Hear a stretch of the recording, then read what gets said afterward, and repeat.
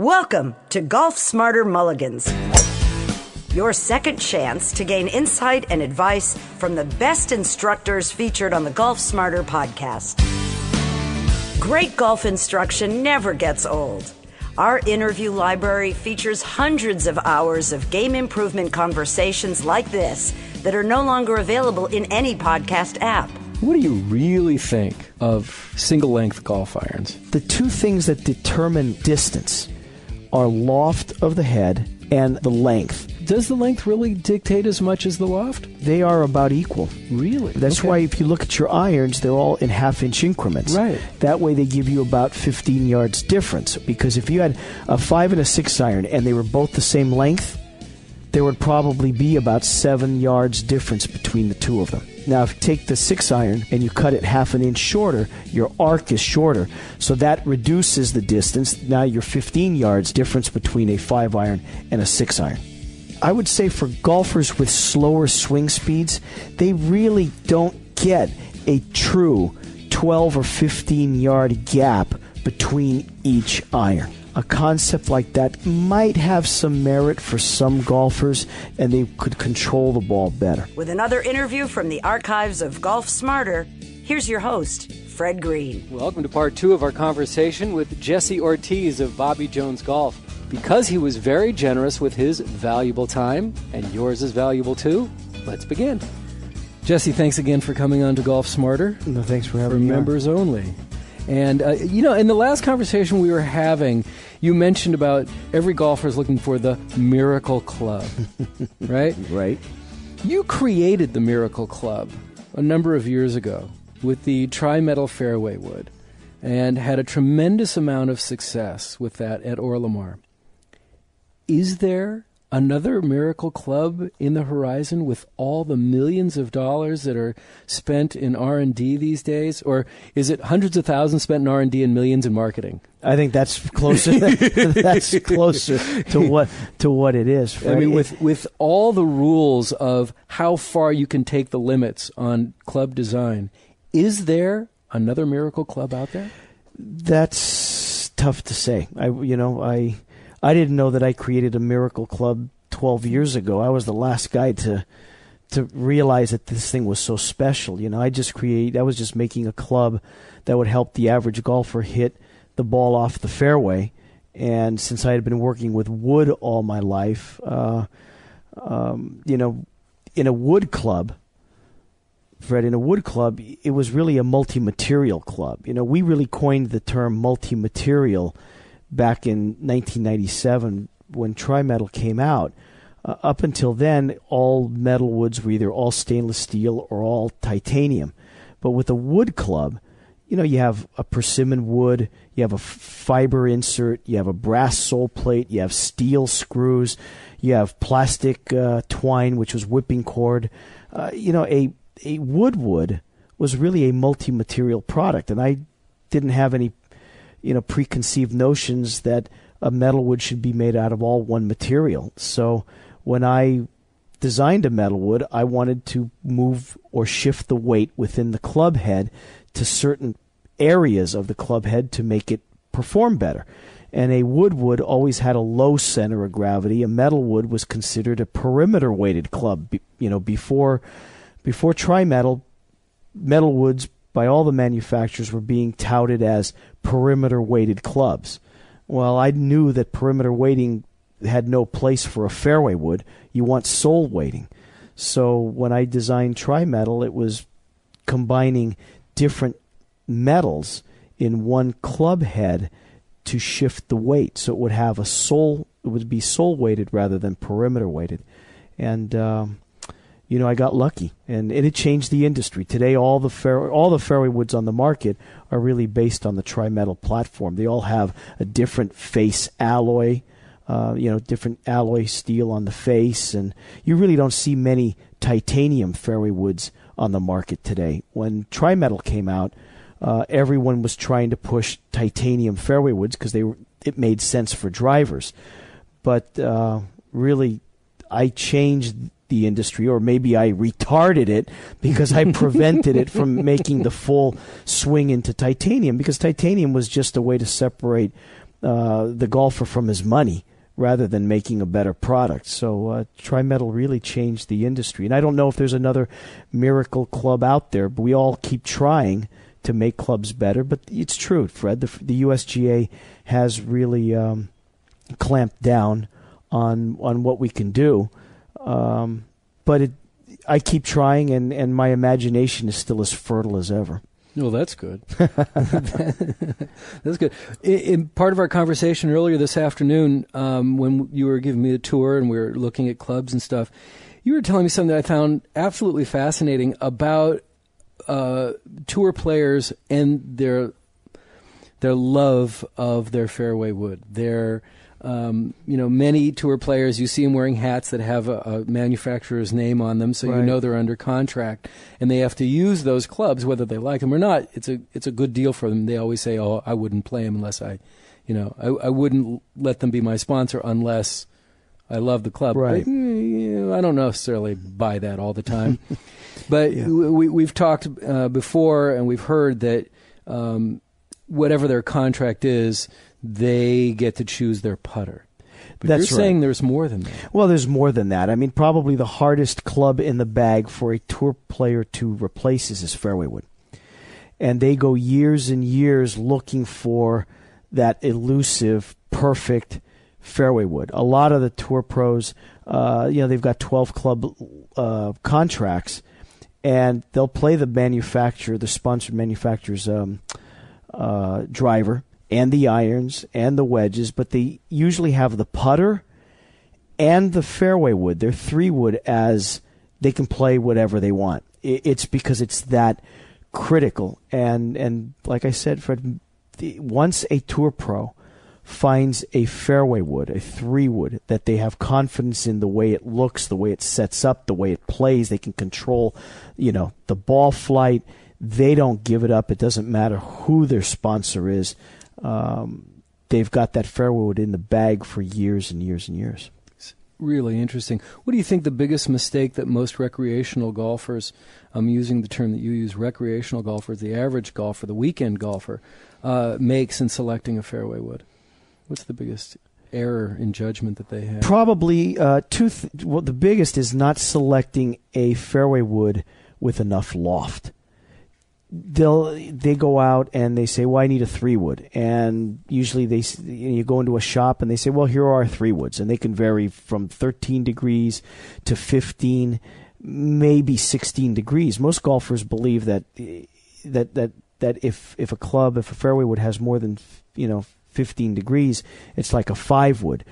The key for the average golfer is to get the ball airborne consistently off the deck, off the fairway with their fairway wood.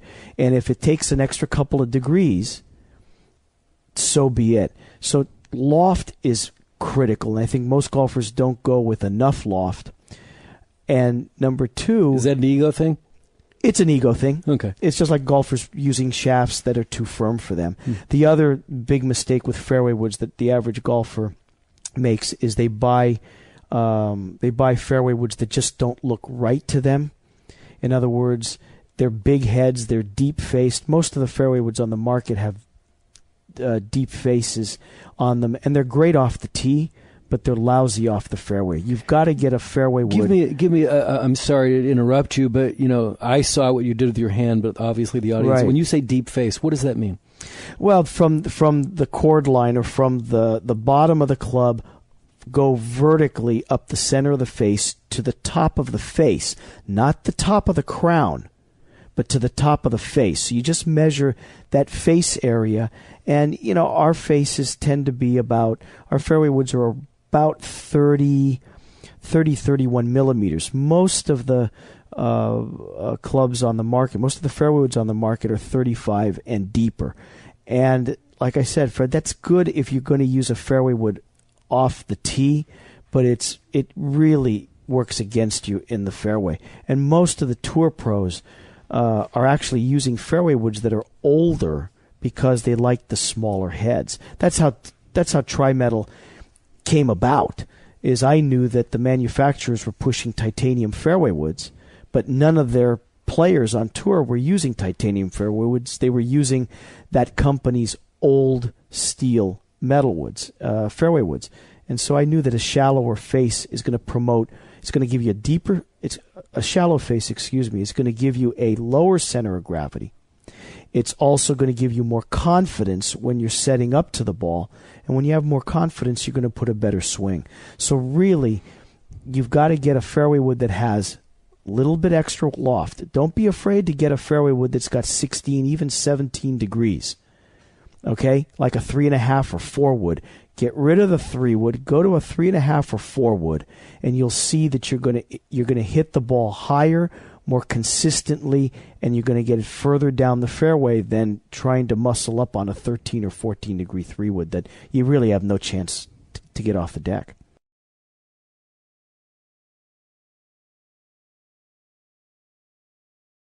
One of the things when you were talking about in the creation of the tri-metal and the redistribution of weight, there's products now on the market that allows the consumer to change the weighting of the club as they use it in different instances, obviously before they get onto the golf course. Is that a good thing for the consumer to have, or does that just make things more confusing, more complicated for them? In my opinion, for your opinion, in my opinion, Fred, it's a little bit of both. I think that if you have a tendency to leave the ball out to the right, you should take a look at a club that has a face that with a slightly closed face, so it's pointing a little bit to the left. But you want also a club that has a little bit more weight in the heel.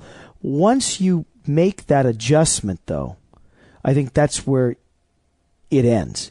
You shouldn't be, in other words, you shouldn't be weight jockeying and saying, gee, I'm playing this course next week. I'm going to change the weight of the club and move the screws here, up to the toe rather than to the heel. Gee, I'm going to go to another place. I'm going to move it again. I think you overanalyze the situation there, and it works against you. So that part gets confusing. But once, I think to be able to adjust the weights to how you generally play, once, the first time, that's fine. But after that, then I think it works against you and you start getting psyched out. Yep. And then it gets in your head. Once it gets into your head, you're done. You're dead. All right. As we talked about for this show and build it, it's going to be questions that we've received from listeners of Golf Smarter podcast, and it's going to be we've got a lot of wedge questions. I mean, that is something that comes up. I definitely get more questions about wedges than I do about drivers. That's good, because like we were talking before, when you go to the driving range, everyone's hitting drivers. They're not hitting wedges. They're not hitting wedges, and it doesn't make sense. And why do they do that? Well, because they want to see the ball travel far. That's right. What is it about that? Seeing a ball travel through the air, watching a home run. That's right. Seeing a long bomb thrown downfield. You just want to see a ball flying. But here's one from Ken Kishihara of Fresno, right here in California. He says, I'm a Titleist wedge guy, and this time my wedges are looking a little worn. He wants to know, does it matter what metal manufacturers use, and does it really make a difference on how it feels? Absolutely. Absolutely. There's no question that the softer the metal, the better the club is going to feel. Now, all of the wedges, whether it's a Titleist or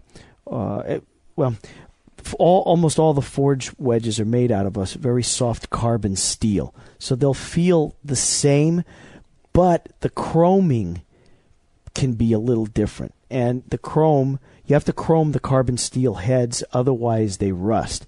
So depending on the type of chroming and how thick it goes on, that can also affect the feel. But pretty much all forged wedges should feel the same if the metal is the same. There's heat treat processes, so sometimes it comes out a little softer than one brand comes out a little softer than others.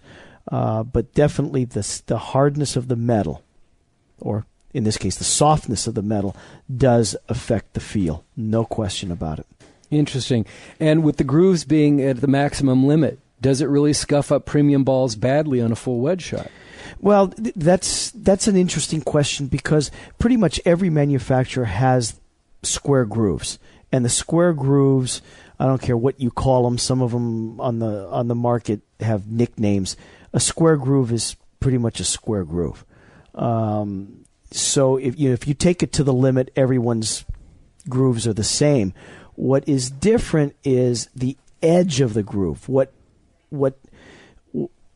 comes in contact with the ball isn't the square groove. It's the edge of the groove, or the radius where it comes up to the face and actually grabs the ball. In other words, the groove, Fred, only channels water away from the face. So a square groove will channel water away faster than a V groove.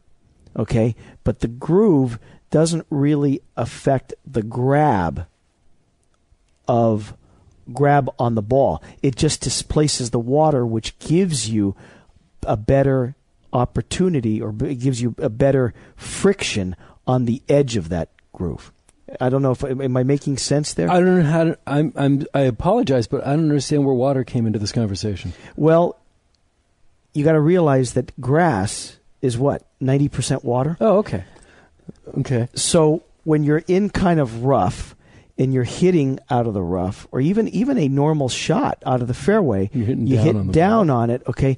You're pinching down, but eventually the grass is going to come between the ball and the face of the club.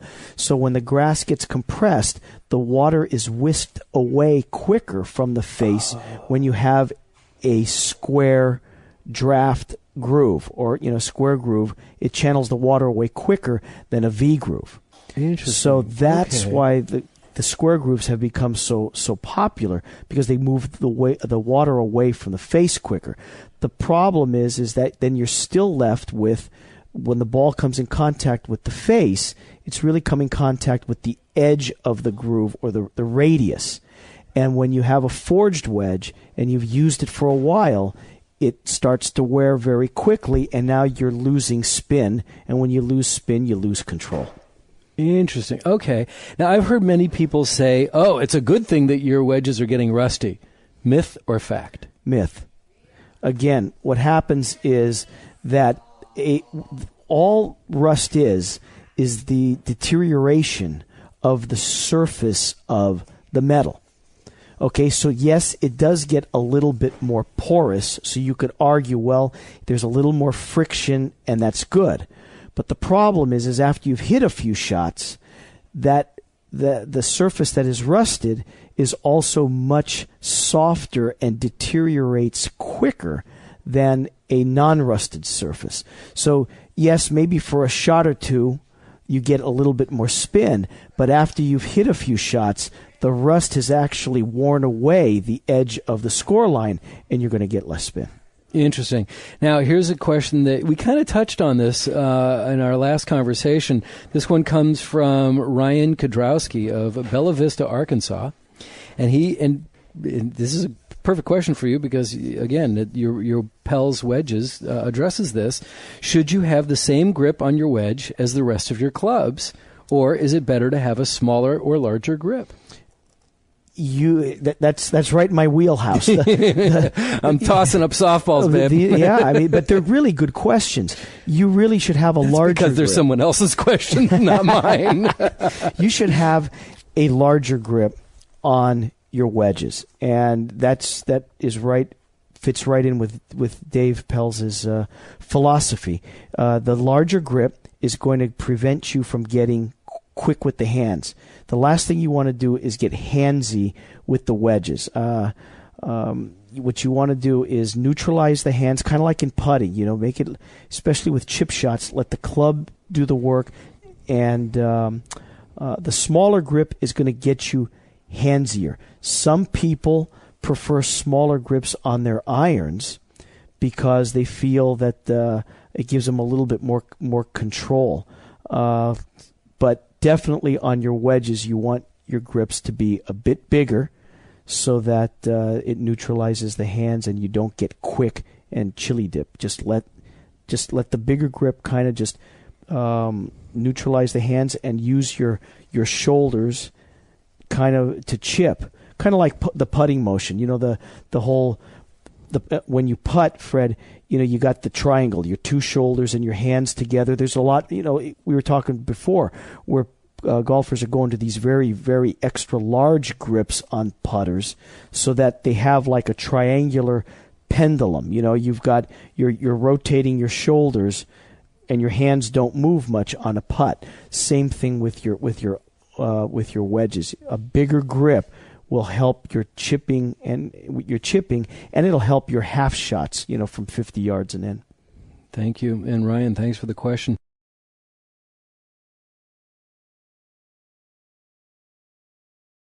Jason Palmer, this one's from Australia. Abbotsford, Australia. He must be a lefty. Only when the water's going down in the opposite direction. He wants to know about getting another wedge. He says that I currently have a pitching wedge and a sand wedge that came as part of this standard set of irons that he purchased. Should he replace those clubs that he already has, or is he better off adding to the bag and getting either a gap or a lob wedge? Absolutely, and that's another great question. These are not dummies, these people who listen to the show. I want you to know this. These are a lot of golfers, Fred, don't realize that they're hurting their short games if they only have a pitching wedge and a sand wedge. And the reason for that is that 25 years ago or so, in the old days, a pitching wedge had 50 degrees.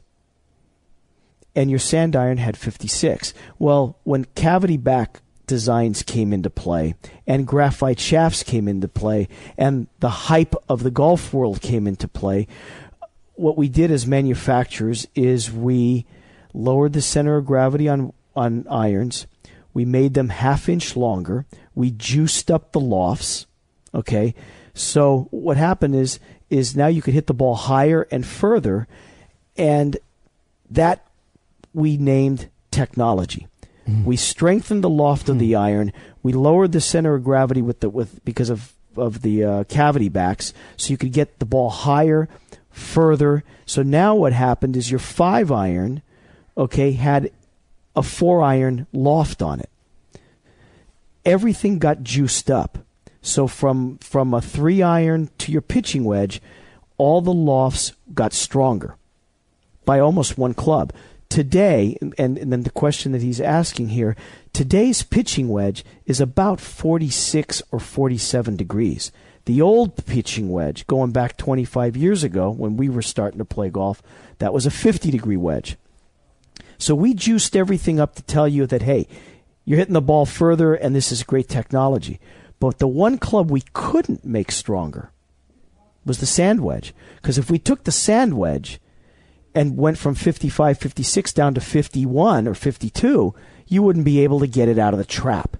So what happened is your pitching wedge became a 9-iron, your sand iron stayed the same, and now you have what's known as a gap. And you have a gap in a critical distance, because today's pitching wedges for most guys will go about 110 yards, 115 yards, but their sand iron still only goes with the full shot maybe about 75 or 80 yards. So you're in this no man's land of what do I do when I'm 100 yards away from the green?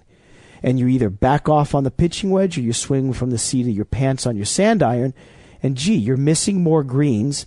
But wow, I got this 460cc driver. I got these wonderful hybrids. I got all this stuff, and I'm not scoring any better. Well, you're not scoring any better because you're still in the twilight zone at 100 yards and in. So that question is great. You could do one of two things. You can either get rid of your pitching wedge and sand and go in and get a new pitch gap and sand wedge that match up together, or keep the two that you got now, or that he has now, and slip in a 52-degree wedge. Take a 3/4 swing with it, and he'll have the perfect club that gets him 100 yards, and he'll improve in his game. Yeah, for the recreational golfer, the 3/4 swing concept, to me, is more of a concept than an execution. It's like, yes, it is. Trying to just get a consistent swing, and now I got to change it because I can't go back all the way, or I have to slow it down even more. That's really hard to do. When you're not playing 8 hours a day, 7 days a week. That's true. But I think if the average golfer just put it in his mind, saying, gee, those guys on the tour, they swing so easy. Yeah. They look like they're hardly swinging, they're hitting the ball. what the average golfer doesn't realize is they're making full shoulder turns. They're not swinging that hard, but they move their shoulders and their hands go up a much higher than the average golfer. If the average golfer could just visualize the tempo of the Tour Pro and take his hands to the 10:30 or 11 o'clock position, take it to 3/4, but swing, imagine the tempo of the Tour Pro, they would do a lot better. The reason the Tour Pro is hitting the ball so far, most of them, when you exclude Tiger, because he does swing hard, but most of the Tour Pros, they're just so loose that they've got a shoulder turn that we can only dream of. And so they've turned their shoulder, they've moved their hands so far behind them, and the shoulder turn is so strong, so great, that they don't have to swing hard because they've created they've created the arc naturally by rotating their shoulders. They don't have to swing hard, where normally the average golfer doesn't turn as much, so he has to swing harder to get distance. And I think what they should do is just swing 3/4, make good contact, and they'll realize that they're getting virtually the same distance as when they swing really hard and catch it. All right, now let me get out my questions here about yoga and how to get more flexibility and a better turn. Yeah, that's not going to happen. I recently saw some video of myself and realized what an arm swinger I am, that I don't really get around. I don't get a big turn on the ball. You think you do. I thought I did, and I saw right. a video. I was like, oh, look at that. It's all my arms. I don't get my shoulder around at all, hardly at all. But and it's like, okay, I have golfers- started doing yoga on a daily basis. Most golfers, Fred, that's the thing. If they saw a video of themselves, they'd think that, gee, you know what? I've got a full swing. No, what they have is a 3/4 swing already, but then they break their wrists at the top to get the club somewhat parallel, and that's when they lose control of where the club head is. So they take a 3/4 swing, they break their wrist, way up at the top, so they think that they're parallel. No, they're not parallel. They're 3/4. They've broken the wrist. Now they start casting, and they've lost all control. Just try not to break the wrist so much, accept your 3/4 turn, because you're not really a full turn, and make good contact, and you'll improve your game. Yeah, I mean, even if you watch John Daly, how he gets around that belly, how he's able to make that turn. Yeah. It's remarkable. He's not in great shape. He's not in great shape, but he's got great shoulder turn. All those guys on tour, they really rotate those shoulders. Unbelievable. You talked about it became technology, all right? Yeah. And it's interesting because watching you here and hearing you talk about getting started as a kid and what you've been through, and you're a craftsman. This is a craft for you. But today, those people who are working at the big manufacturers are engineers. Mm-hmm. That's right. That's right. And they know how to make a golf club perform, but they really don't know how to make a golf club that looks good. They don't know what a golf club should look like. They can move the weight around. They can tell you, what the COR is going to be or the CT of the face is going to be and all that. But there's something that I believe is still important in the game, and that's the connection between the club head, the shaft, the hands, the whole package. When you put a club down, it's got to look like it's your friend. It's got to look like you can hit it. And you old friend. An old friend. You got confidence, and that you're not thinking about, gee, how the club's going to look. Do I got to move the face around this way or that way? You're just concentrating on the shot. And I'm old school. I was raised. I've said, Fred, that I've ruined more clubs than Jack Nicklaus has ever seen, because in the old days, there were over 100 steps into making a wood, and if any one of them was done wrong or incorrectly, that club became firewood. So you learn very quickly how to not make mistakes, and you learn how shape a club to the eye of a golf professional. There's certain things that they still look for, and I take a lot of pride that I'm one of the few guys left from the old Persimmon era that's making metalwoods. But yeah, sometimes it's intimidating to know that all these guys are engineers, but then that all goes out the window when I see the pros and the great players using my stuff. I guess there still is room for the old school there when you got pros using my products. That's fabulous. And is that why I'm assuming that the Bobby Jones Foundation, the group, came to you and said, we want your craftsmanship on this name? Yeah, is that how that worked? Yeah, the Jones family wanted the name on some golf clubs, and there were several big companies that wanted to get the name, but the family was concerned about something that was going to look like some rocket ship, and it just didn't have the tradition of the name. And when I hooked up with them, that was one of there were a lot of talks about that, and it was very important that the clubs have all the high-tech advantages of any other club on the market. I mean, we wouldn't be anywhere here, Fred, if my driver was 20 yards shorter, but boy, it really looked beautiful. It's got to be right up there with all the high-tech clubs, but it had to have a thread. It had to have a soul. The clubs had to have a traditional soul to them, and I think that's what these clubs have. They look pure. And the word soul can be two different things here. We're talking S-O-U-L. I'm talking S-O-U-L. There you go. I want to make sure. That's right. And you're not in Carlsbad, California. You're in an industrial park in Hayward, California. I mean, this is not traditional golf industry setting. No, but then this is where Tri-Metal was born. This is where my dad started Orlamar back in 1960. This is where Tony Lima and Ken Venturi would come, and Tom Weiskopf and Palmer and a lot of the golfers from the 60s would come here. Johnny Miller would come. He was a Northern Cal kid. You don't have to go to Carlsbad to have imagination. We were craftsmen here, and this is where I came up with Tri-Metal.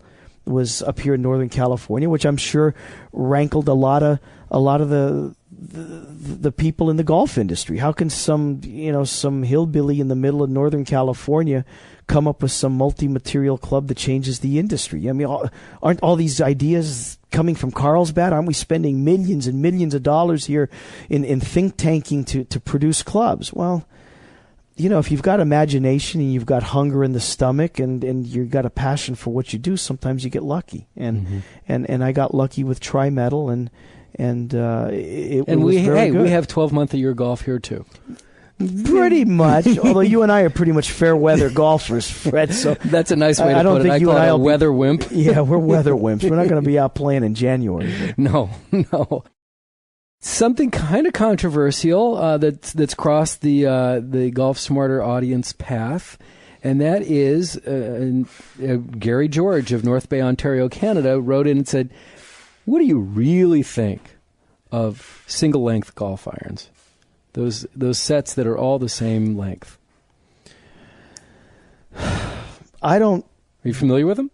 I don't know if they're making a comeback now. I know that there was a company many, many years ago. I believe it was Sounder back in the early 70s. Again, Fred, I'm a dinosaur. I'm dating myself. But that concept of one-length irons came out, I think it was about a Tommy 35 Armour or 4 years. Then there was a Tommy Armour one that came out about a decade after that. I don't know who's making them now. There's a small company that is making them now, and we've had conversations with them. I think it might have some merit for some golfers. The two things that determine distance are loft and length of shaft. Loft of the head or the face, and the length. Does the length really dictate as much as the loft? They are about equal. Really? That's Okay. why if you look at your irons, they're all in half-inch increments. Right. That way they give you about 15 yards difference. Why? Because if you had a club if you had a 5 and a 6 iron and they were both the same length, shaft length, there would probably be about 7 yards difference between the two of them when you hit them. Now, I'm talking about a 5 and a 6 iron where there is 3 degrees difference in the loft of the club. 3, sometimes 4. Some manufacturers put 4 degrees difference between each iron. Others put 3. Okay? But if you were to take a typical 5 and 6 iron that have about 3 or 4 degrees loft difference, and you made them the same length, they would be about 7, 8 yards difference. Okay? Now, if you cut one, you take the 6 iron and you cut it half an inch shorter, your arc is shorter or smaller, or your arc is shorter. So that reduces the distance. That now gives you your roughly 10, now your 15 yards difference between a typical 5 iron and a 6 iron. Okay, 10 to 15 yards, about the difference there. So, for some, I would say for golfers that don't have much difference in distance between their irons, a concept like that could make sense, and they could control the ball better. Because one of the arguments Possibly for this seniors. is that, yeah. Well, one of the arguments Women. for this is for the recreational player who's not that skilled. That if they can take their favorite club, what's Right. your favorite club in your bag? Let's say it's your 6 iron, Right. And if you go from your 6 iron to your 9 iron, it's a shorter shaft, so you're going to have to change your arc. You're going to have to change your swing somewhat. But if you had a club that you were very comfortable with, that you can have the same swing with every club. Right. Again, if I could see it, Fred, if it was someone who currently has a set of, say, 4 through pitch, and the difference between each iron is 5 or 6 yards. A lot of women have, I shouldn't say, women, golfers with slower swing speeds, they really don't get a true 12 or 15 yard gap between each iron. And that's the optimum distance between each iron? That's the optimum That's what distance. you're looking for? Yeah, about 12 to 15 yards between each iron. Okay.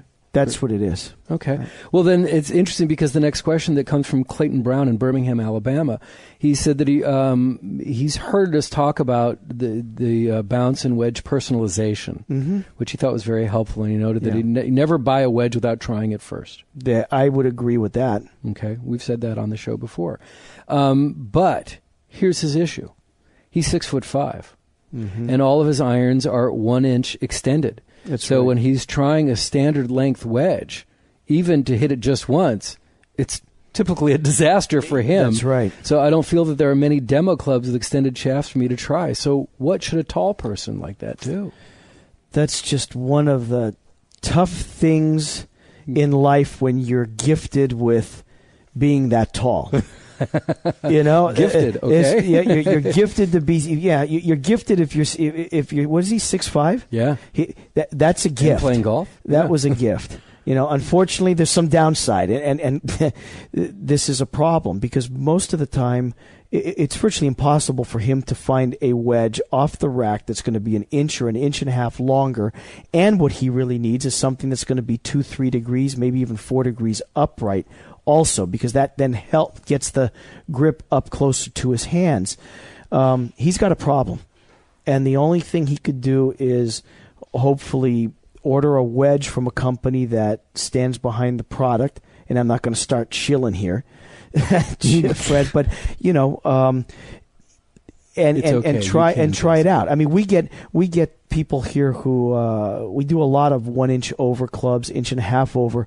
For him, I'd probably recommend even going to a graphite shaft because once you go 1.5 inches longer on wedges, the heads get pretty heavy, and that's also a detriment to someone who's that tall. So you rarely see graphite shaft on a wedge. Very rarely, but if you're talking, And is it a good idea?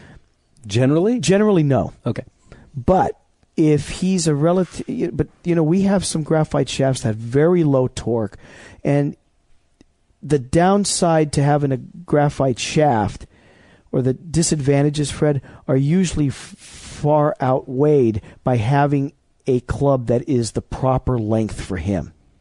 So, yeah, is he, a 1-inch over steel, he may hit a 2-inch over graphite shaft much better than the 1-inch over steel. So, again, he really should try something out like that. Because the length is going to help him more than the fact that it's steel or graphite. He needs something that's long enough for him. Okay, Clayton, there you go. Kenny Armour from Indianapolis, Indiana, sent in a question that we almost addressed, but he's really concerned about this.